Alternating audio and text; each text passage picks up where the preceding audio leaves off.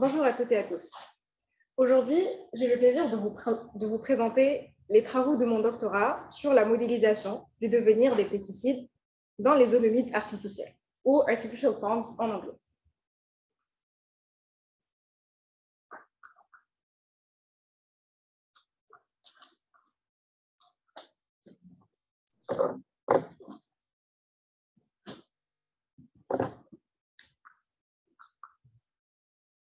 À partir du titre, on peut distinguer trois thématiques principales: la modélisation, le devenir des pesticides et les zones humides artificielles.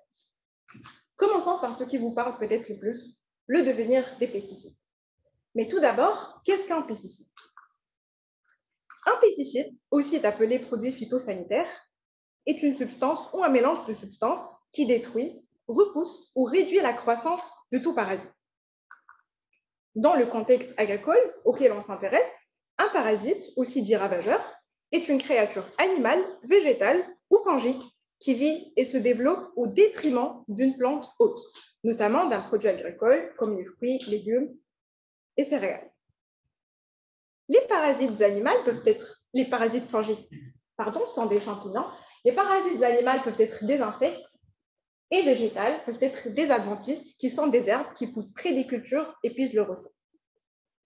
Les pesticides qui combattent les champignons sont dits fongicides, insecticides pour les insectes et herbicides pour les adventices.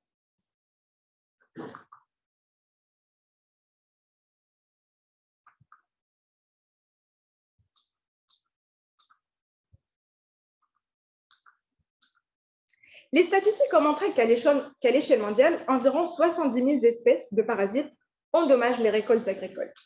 Ce qui fait que les parasites sont l'une des causes principales de destruction des cultures agricoles.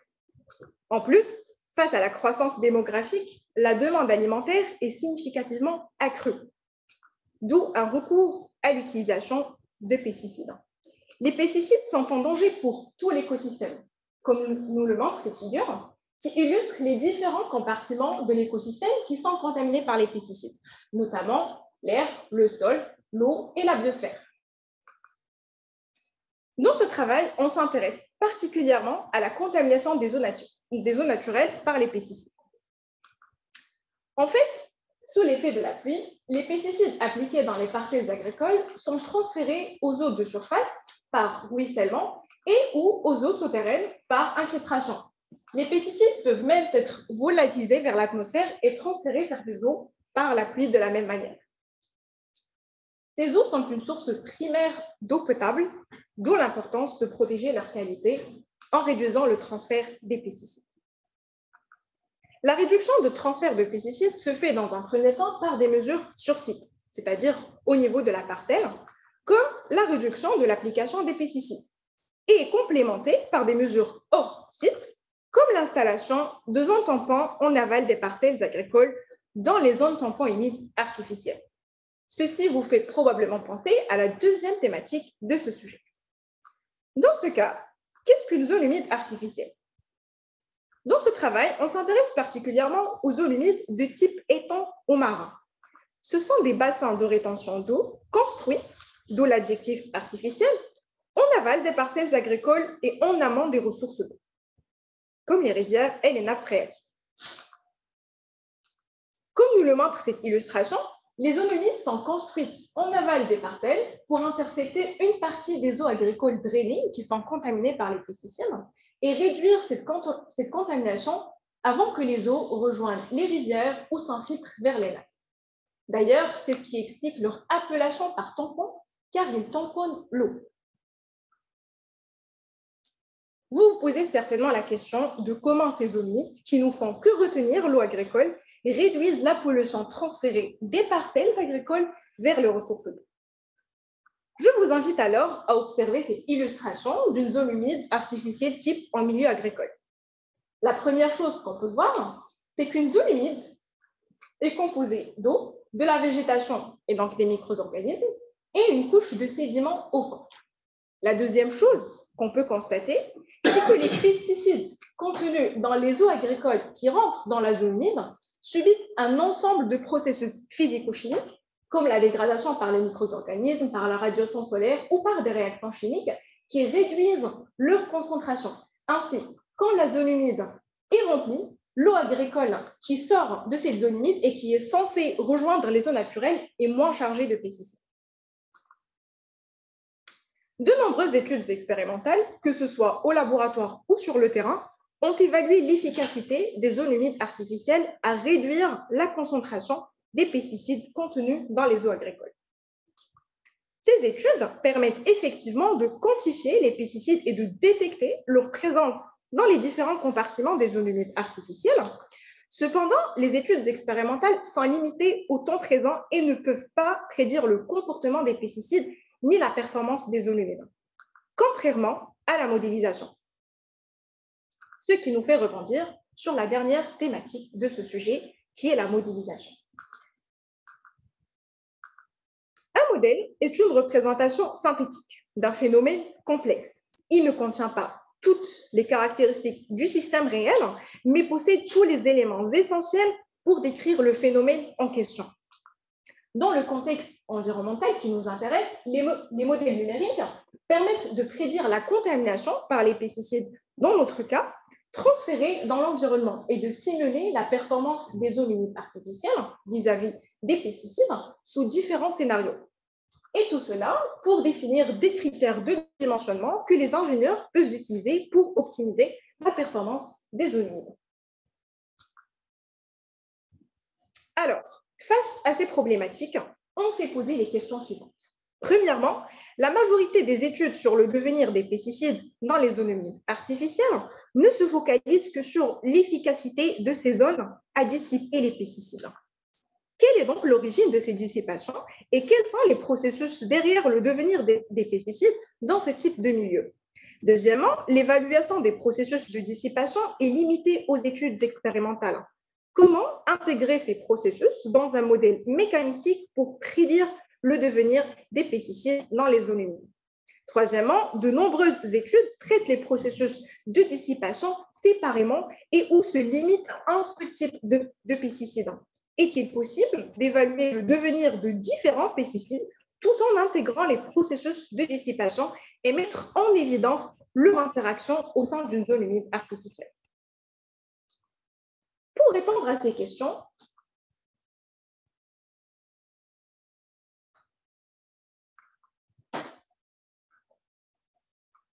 excusez-moi.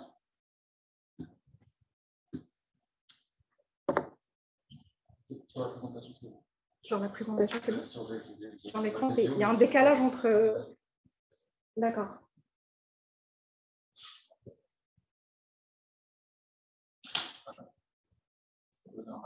Excusez-moi. Ça prend un peu de temps.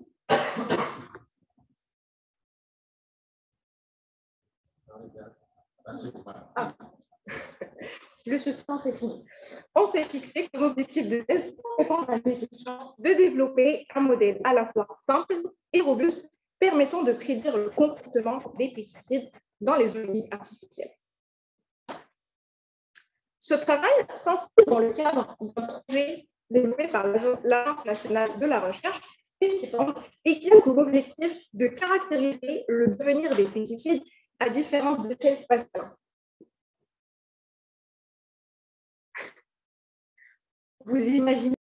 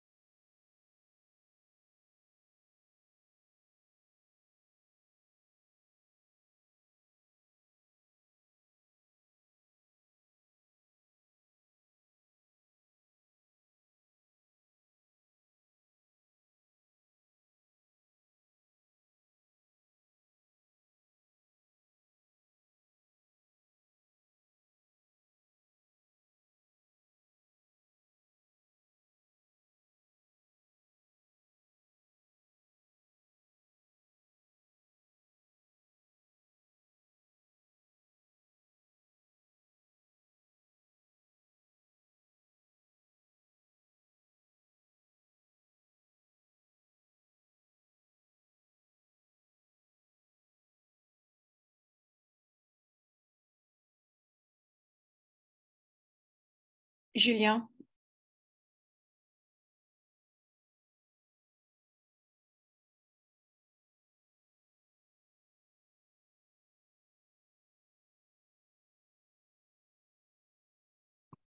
On n'a plus de son en ligne. C'est bon.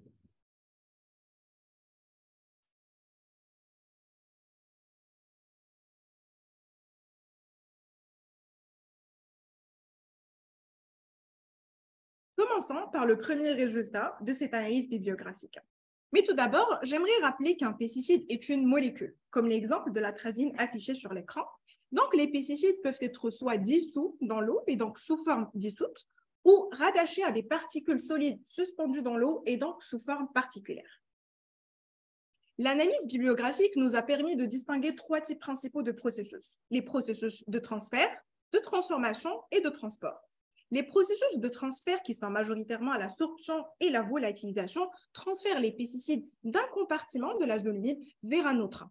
Ensuite, les processus de transformation, qui sont la biotransformation, la photolyse et l'hydrolyse, transforment la structure originale de la molécule du pesticide. Et finalement, les processus de transport, notamment la sédimentation et la resuspension, transportent les pesticides particulières dans la zone humide en fonction des conditions hydrauliques. Commençons par le premier type des processus. Premièrement, on a l'absorption, précisément l'absorption et la désorption. L'absorption a lieu quand les pesticides dissous dans l'eau migrent vers les surfaces solides, aussi appelées substrats. Les substrats qui peuvent exister dans une zone humide peuvent être des sédiments, de la matière en suspension dans l'eau ou la végétation. La désorption n'est que le processus inverse qui a lieu quand les pesticides absorbés se détachent du substrat et retournent vers l'eau. Ensuite, la volatilisation transfère les pesticides dissous de l'eau vers l'atmosphère. En ce qui concerne les processus de transformation, on a premièrement la biotransformation, qui peut aboutir à une dégradation complète, dite minéralisation du pesticide, lorsque ce dernier est une source primaire de nutriments pour les micro-organismes, qui le dégradent en un produit inorganique non toxique. Sinon, lorsque le pesticide est une source secondaire de nutriments pour les micro-organismes, ces derniers le transforment en une nouvelle molécule dite métabolite. Jusqu'à présent, le niveau de toxicité des métabolites reste peu documenté. Un deuxième processus de transformation est la photolyse, qui est directe lorsque le pesticide est directement dégradé par les rayons solaires, et elle est indirecte lorsque ce dernier est dégradé suite à sa réaction avec d'autres éléments excités par le rayonnement solaire. Le dernier processus de transformation est l'hydrolyse, qui consiste à dégrader le pesticide suite à sa réaction avec une molécule d'eau. Cette réaction peut être catalysée par un acide, une base ou un ion inorganique. Dernièrement, on a les processus de transport, notamment la sédimentation et la resuspension. La sédimentation a lieu quand les pesticides en phase particulière se déposent sur la couche sédimentaire. Et quand la vitesse hydraulique est assez importante, ces particules sédimentées peuvent être resuspendues et retournées vers l'eau par la resuspension. En plus de la signification de ces processus, l'analyse bibliographique nous a permis de connaître les expressions mathématiques utilisées pour quantifier ces processus dans le cadre des modèles de prédiction. La première chose qu'on a remarqué, c'est que les formules utilisées par les scientifiques avaient un niveau de complexité ascendant, allant de la formulation la plus simple, basée sur une équation cinétique de premier ordre, dans laquelle on décrit l'évolution de l'impact du processus sur la masse du pesticide par une tendance exponentielle. Cette équation a un seul paramètre, K, dit cinétique du processus, ou la vitesse d'évolution de l'impact de ce processus sur les pesticides, qu'on peut déterminer sa valeur soit par calibration ou par mesure. Par ailleurs, ces formules peuvent avoir un niveau encore plus complexe lorsque les équations sont non linéaires ou que les cinétiques dépendent d'autres paramètres, ce qui rend la modélisation de ces processus coûteuse. Le savoir acquis à l'issue de cette analyse bibliographique a fait l'objet d'un article de revue publié dans le journal scientifique international Ecological Engineering. Alors, on s'est inspiré de ce savoir sur le devenir des pesticides pour développer un modèle mécanistique PESTIPAND pour prédire de manière simple le devenir de ces produits dans les zones humides artificielles. Mais tout d'abord, j'aimerais vous présenter quelques notions de base sur les modèles. Un modèle est généralement développé pour estimer une grandeur, dite sortie du modèle, qui est dans notre cas la masse des pesticides dans une zone humide. Pour cela, il faut qu'on lui fournisse des entrées. Ces entrées peuvent être variables dans le temps, comme le débit d'eau, la température journalière, ou constantes, dites paramètres, comme la surface de la zone humide ou les cinétiques des processus précédemment décrits. En plus des entrées, il faut qu'on lui construise une structure qui est basée sur une équation ou un système d'équations mathématiques. Ces équations contiennent des variables connues, qui sont les variables d'entrée, des variables inconnues, qui sont les sorties qu'on veut estimer, des paramètres connus, qui sont les paramètres d'entrée, et des paramètres inconnus dont on détermine la valeur, soit par calage ou mesure. Ainsi, le principe du modèle est de résoudre ces équations mathématiques pour estimer les sorties.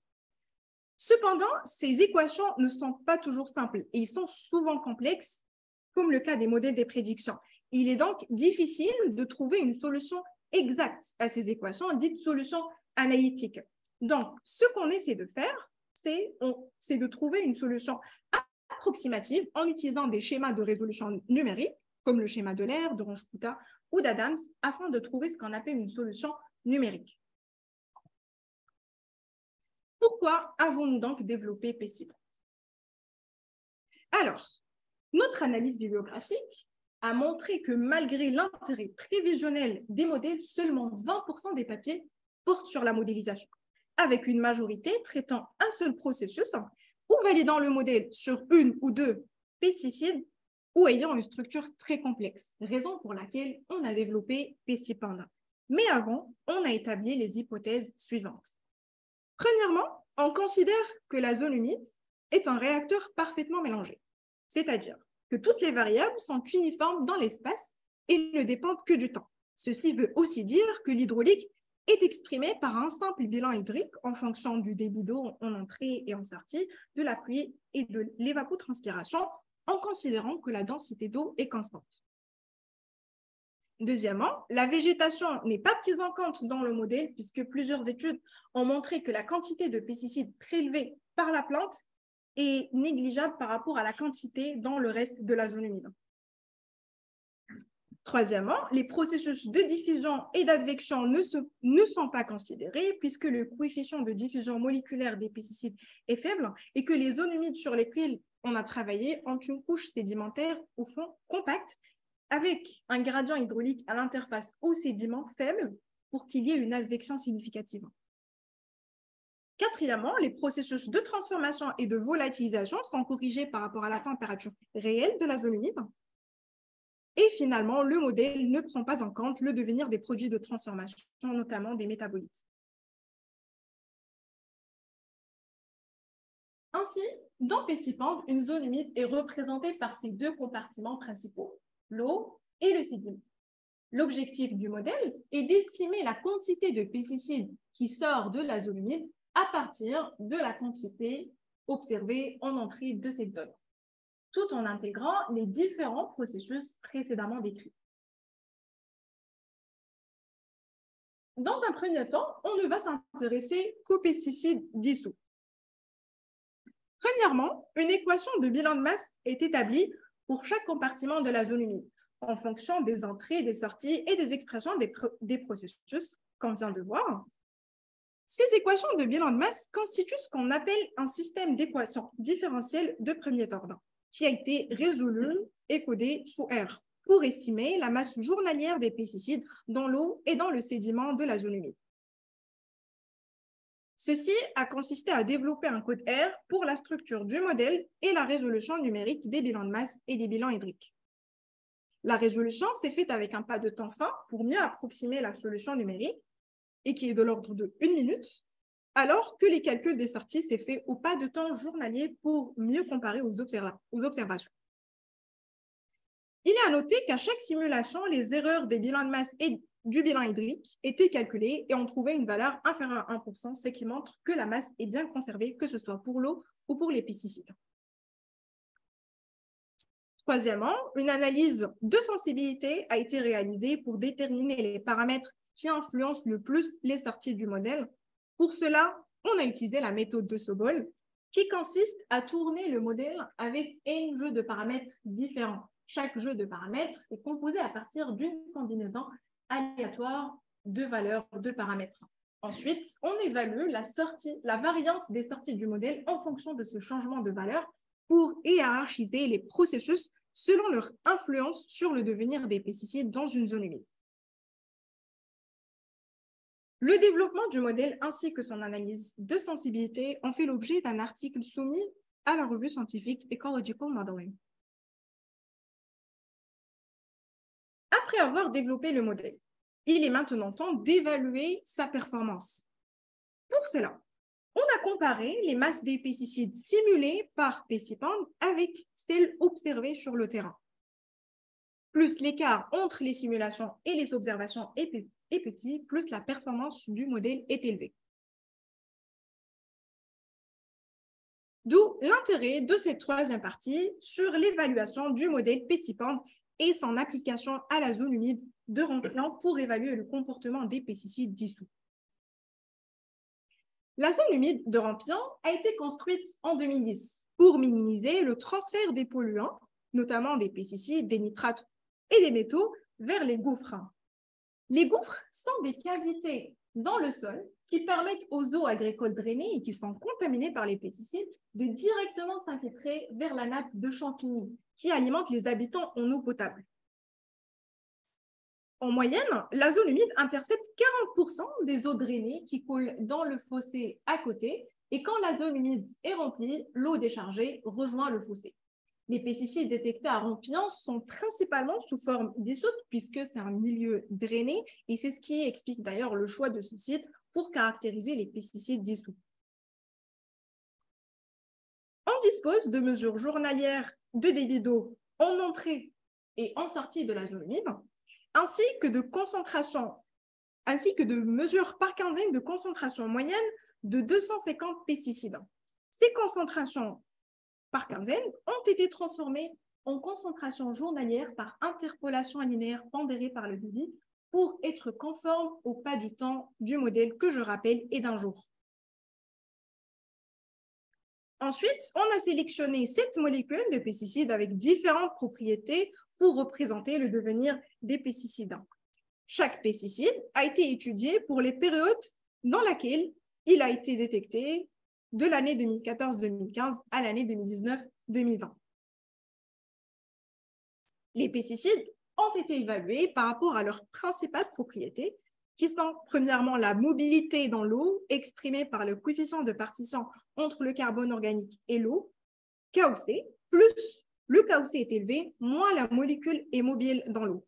La deuxième propriété est l'hydrophobicité dans l'eau, exprimée par le coefficient de partition entre l'octanol et l'eau, le log KOW, plus le log KOW d'un pesticide est élevé, plus ce dernier est hydrophobe et fuit l'eau. Alors, vous vous rappelez que le modèle a besoin d'entrée.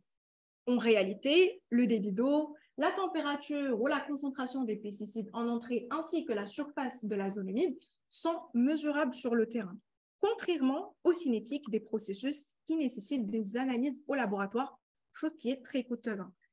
Et c'est la raison pour laquelle on a décidé de caler ces cinétiques pour déterminer leur valeur.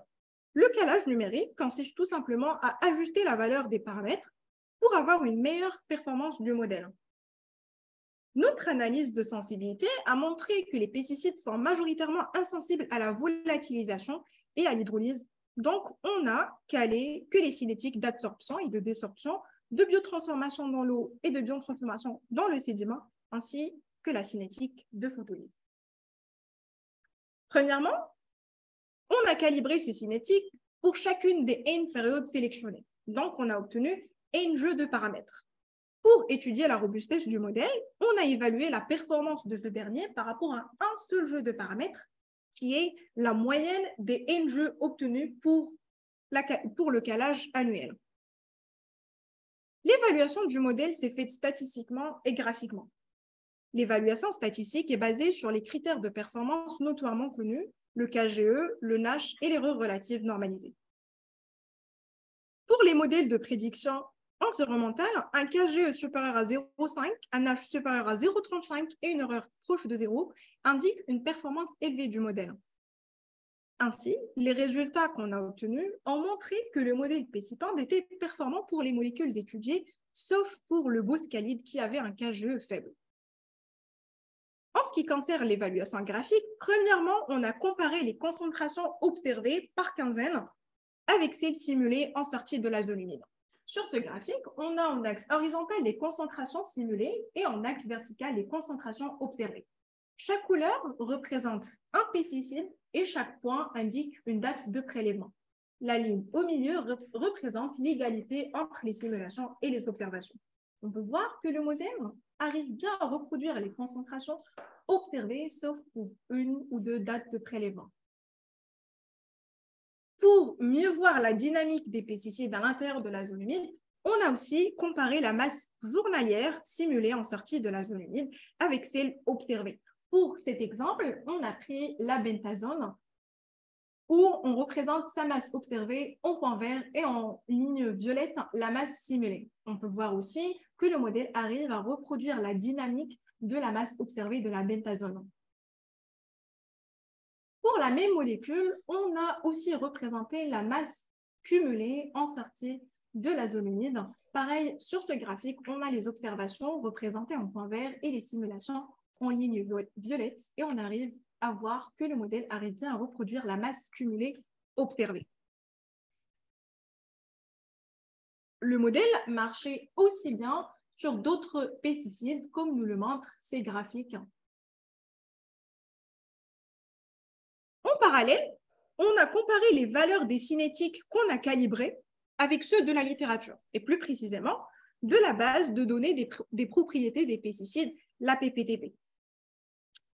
Et on a vu que les valeurs calées étaient proches de celles représentées dans la littérature pour les molécules étudiées, sauf pour la bentazone, où on voit qu'il y a un écart au niveau de la biotransformation dans l'eau, mais l'écart le plus significatif était observé pour la boscalide, puisque la littérature nous suggère que la biotransformation du boscalide est très rapide dans l'eau, contrairement à ce que nous indique la cinétique calée qui indique qu'il est stable dans l'eau.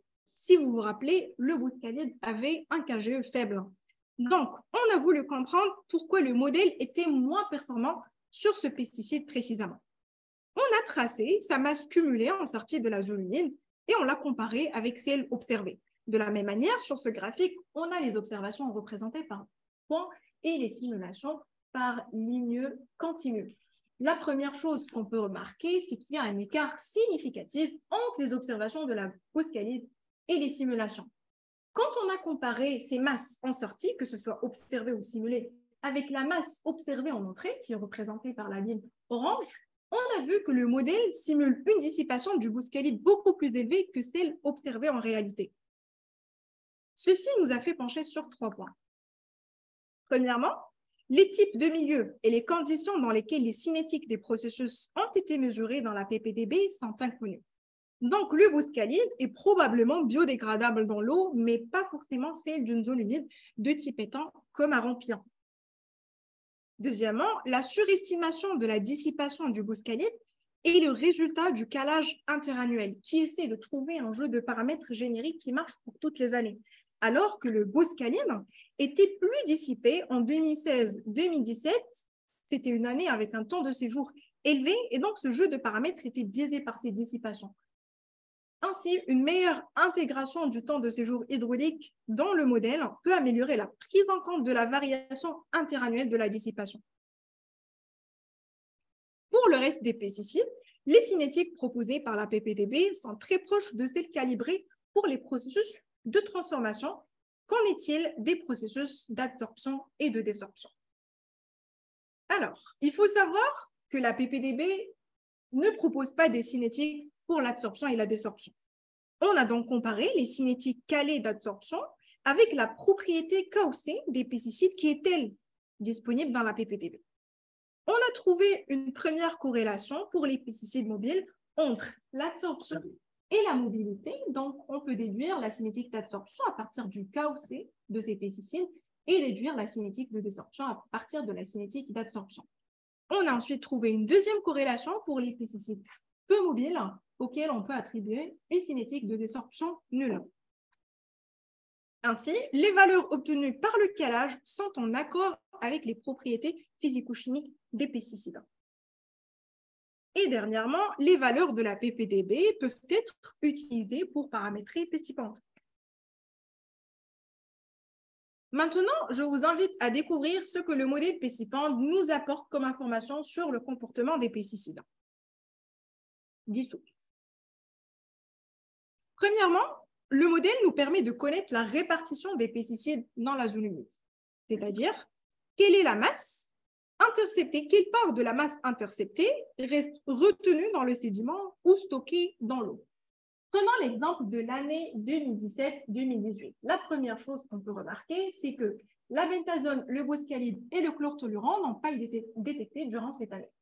Pour le reste des molécules détectées, on a en moyenne 65% de la masse qui rentre de ces pesticides dans la zone humide sort, 12% reste stocké dans le sédiment, 14% est transformé pour ne laisser que 9% dans l'eau à la fin de la période étudiée.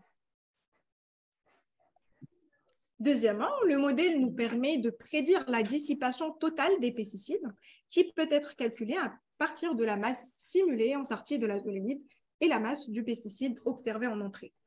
Pour cet même exemple, on avait une efficacité moyenne de 35% à dissiper les pesticides dissous détectés en 2017-2018.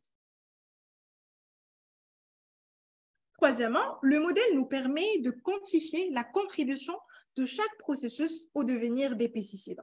Prenons l'exemple de la bentazone qui n'a pas été détectée durant l'année 2017-2018.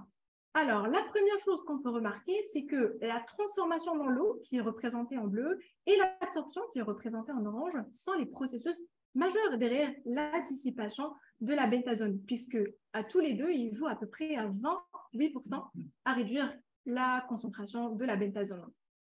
La deuxième chose qu'on peut remarquer, c'est que durant l'année 2016-2017, on avait une transformation dans le sédiment qui est représentée en vert plus importante qu'au reste des années. La chose qu'on peut remarquer aussi, c'est que cette année coïncide avec un temps de séjour et une température moyenne élevée par rapport aux autres périodes. Ces résultats nous confirment l'effet de la température et du temps de séjour hydraulique sur le devenir des pesticides. En fait, la température favorise la transformation des pesticides puisqu'il stimule l'activité microbienne.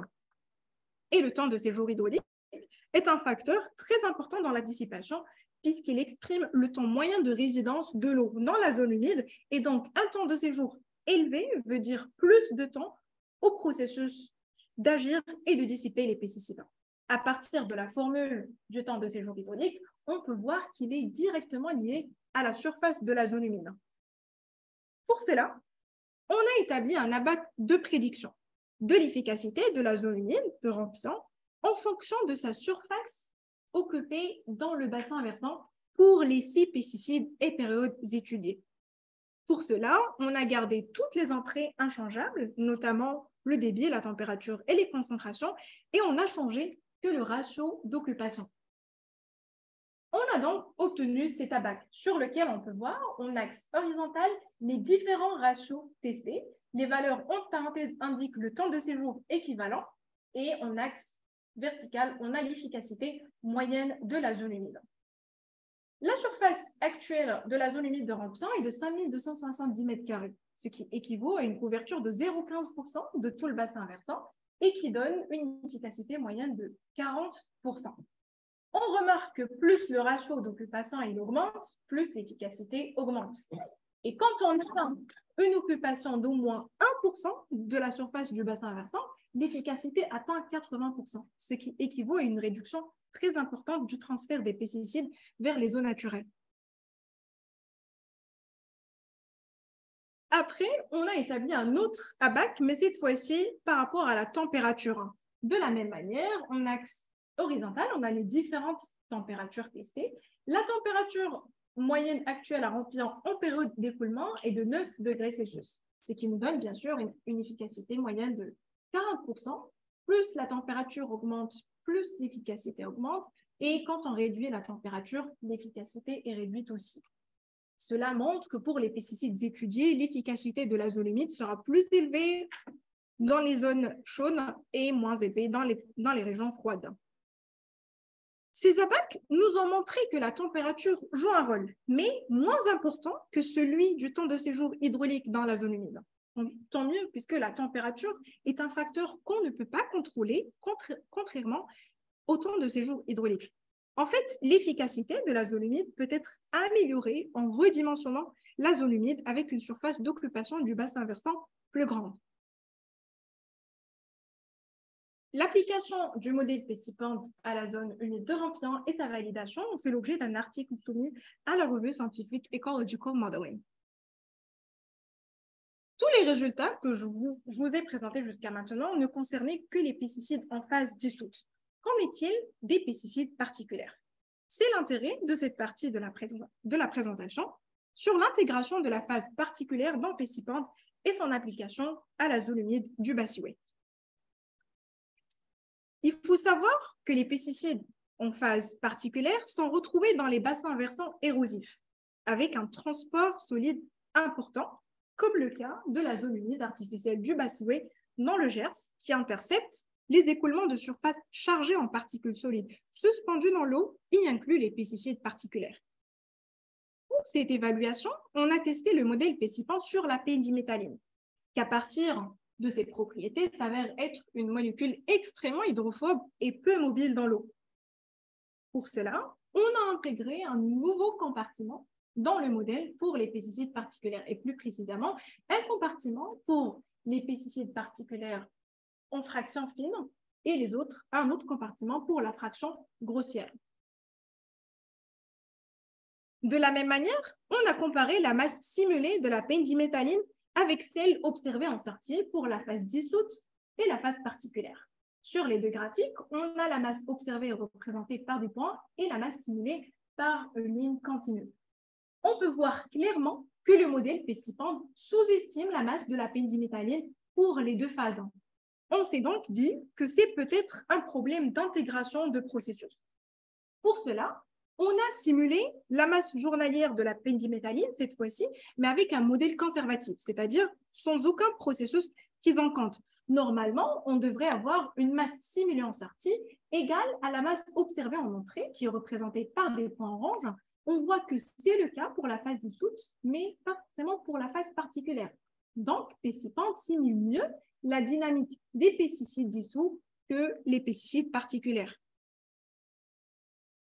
À notre connaissance, le seul modèle qui a intégré la phase particulière dans la simulation du devenir des pesticides est Agro 2014. On a remarqué que ce modèle simule aussi mieux la phase particulière que la phase dissoute. Pardon, simule mieux la phase dissoute que la phase particulière. On s'est donc dit que les modèles sont moins performants sur les pesticides particuliers. En plus, peu d'études modélisent la phase particulière dans les zones humides, ce qui nous a fait penser au fait de se poser la question pourquoi est-ce plus compliqué de modéliser la phase particulière? Alors, en pratique, le transport solide dépend d'autres paramètres, comme la vitesse du vent, le gradient de vitesse hydraulique, la granulométrie des particules et les tenseurs de friction. Alors que la sédimentation et la resuspension, qui sont des processus de transport solide, sont exprimés par des vitesses constantes dans les modèles, ce qui implique une simplification à outrance de ces processus de transport. En plus, l'hypothèse d'un réacteur parfaitement mélangé néglige en fait l'hétérogénéité de l'écoulement, alors que le transport solide est fortement lié au type de l'écoulement dans les zones humides. À ce stade, on est apte à reconnaître les limites et les valeurs ajoutées du modèle PECIPANT. En ce qui concerne les limites du modèle, premièrement, l'hypothèse d'un réacteur parfaitement mélangé n'est pas toujours le cas, surtout dans les zones humides hétérogènes avec une couverture végétale importante ou avec des diguettes qui perturbent l'écoulement. Ainsi, le couplage de PECIPANT avec un modèle hydraulique peut améliorer la prise en compte de cette hétérogénéité. Deuxièmement, les processus de dissipation dans PECIPANT ne dépendent que de la température, alors que plusieurs études ont montré que les teneurs en carbone organique en argile et les conditions oxydoréduction influencent l'absorption et la désorption des pesticides. De la même manière, l'activité microbienne, responsable de la biotransformation, dépend d'autres facteurs comme les conditions aérobiques et anaérobiques en fonction de la concentration de l'oxygène dissous dans l'eau. Troisièmement, PECIPANT n'intègre pas tous les processus. En fait, d'autres processus peuvent influencer le devenir d'autres pesticides, pas forcément étudiés dans ce travail, comme la phytoremédiation, l'absorption sur le biofilm ou d'autres processus qui n'ont pas été encore étudiés dans la littérature. Mais malgré ces limites, PECIPANT a de nombreuses valeurs ajoutées, comme le fait qu'il intègre les principaux processus, contrairement au modèle boîte noire, dit black box. En fait, un modèle boîte noire essaie d'estimer la quantité de pesticides qui sortent de la zone humide à partir d'un seul coefficient de dissipation et d'un temps de séjour hydraulique moyen représentatif de toute la période. D'ailleurs, dans le cadre d'un travail de stage que j'ai co-encadré, on a démontré que la boîte noire peut simuler la dissipation totale, mais sans expliciter les processus derrière. En fait, le modèle PECIPANT intègre les processus de transfert, de transformation et de transport à l'origine du devenir des pesticides dans les zones humides artificielles, tout en considérant la variation du volume d'eau à l'intérieur de la zone humide. En plus, le modèle quantifie la contribution de chaque processus à la dissipation des pesticides. PECIPANT simule le devenir de différents pesticides, contrairement à d'autres modèles dans la littérature qui ont été validés sur un nombre très limité de pesticides ou sur un seul type de molécules. Les résultats qu'on a vus tout à l'heure ont montré que le modèle est performant pour les pesticides ayant différentes propriétés, notamment différentes mobilités et hydrophobicité dans l'eau. Troisièmement, PECIPANT est facilement paramétrable, contrairement à d'autres modèles, notamment du groupe Focus, qui sont largement utilisés pour l'évaluation du risque de transfert des pesticides dans l'environnement et qui nécessitent d'autres paramètres simulés par d'autres modèles. On a vu que les variables d'entrée, comme le débit, la température ou la concentration, sont mesurables sur le terrain ou modélisables et que les cinétiques des processus peuvent être déduites de la PPDB. Quatrièmement, PECIPANT met en évidence le lien entre le temps de séjour hydraulique, la température et la dissipation. Le modèle nous a permis d'établir un abac d'extrapolation pour le dimensionnement de la zone humide et de la localisation géographique en fonction de la température. Finalement, PECIPANT nous a permis de hiérarchiser les processus selon leur contribution à la dissipation, puisque l'analyse de sensibilité plus l'application de PECIPANT sur ambition ont montré que l'absorption et la biotransformation sont les processus majeurs de dissipation. Et d'ailleurs, c'est ce qui explique l'importance du dimensionnement de la zone humide, puisqu'une zone humide plus large veut dire un temps de séjour prolongé et donc plus de temps à la biotransformation et à l'absorption d'agir sur les pesticides. Une zone humide plus large veut également dire une interface aux sédiments plus large et donc une absorption et un piégeage de pesticides favorisés. D'ailleurs, après 10 ans de construction de la zone humide de Rampion, seulement 6 nanogrammes de pesticides par gramme de sédiments ont été retrouvés, ce qui nous rassure par rapport à l'absorption. Ainsi, ce travail nous permet de définir les perspectives principales. Premièrement, il est prévu de coupler PECIPANT à un modèle à base hydraulique. Ce couplage nous permettra de prendre en compte l'hétérogénéité du temps de séjour hydraulique en fonction de la couverture végétale, des zones mixtes et mortes d'écoulement, d'intégrer le processus d'advection dans l'eau pour les pesticides dissous et particulaires et d'advection à l'interface aux sédiments pour les pesticides dissous et dans la couche sédimentaire s'il est poreuse avec un gradient hydraulique important. Ensuite, ce couplage nous permettra aussi de mettre en évidence la distribution spatiale de la concentration des pesticides.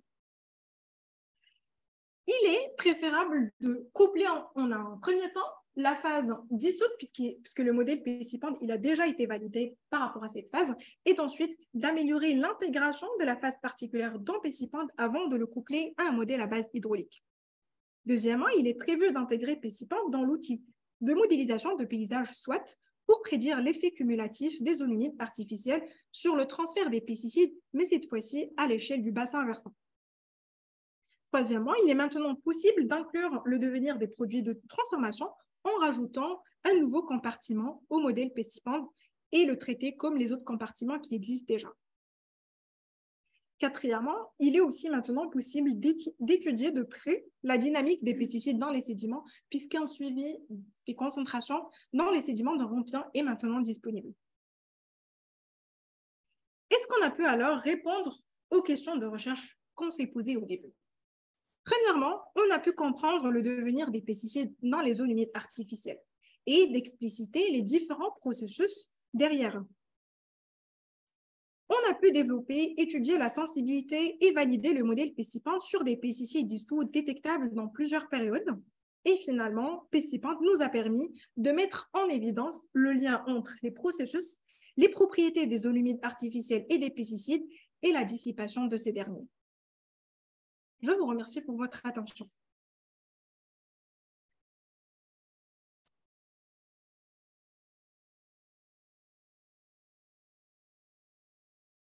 Merci beaucoup, Madame Bailly. Merci.